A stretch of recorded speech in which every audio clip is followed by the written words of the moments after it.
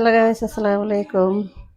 আজকে দুপুরে কি রান্না করছি দেখেন। এটা হচ্ছে মুরগির মাংস দিয়ে আলু দিয়ে রান্না করছি। আর এটা হচ্ছে পটল, কাঁকরোল আর মুরগির ছাটচট দিয়ে রান্না করছি।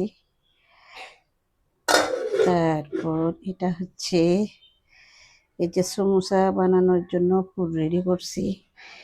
এখানে মুরগির মাংস, বেশি করে পেঁয়াজ দিছি, হালকা কাঁচামরিচ দিছি একটা দুইটা, তারপরে গাজর আপসির করে দিছি, মানে কুচাই দিছি। এই হচ্ছে আজকে দুপুরে রান্না।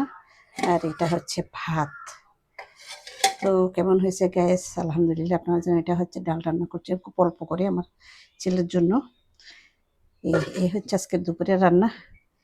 কেমন হয়েছে সবাই কমেন্ট করে জানাবেন। আলহামদুলিল্লাহ।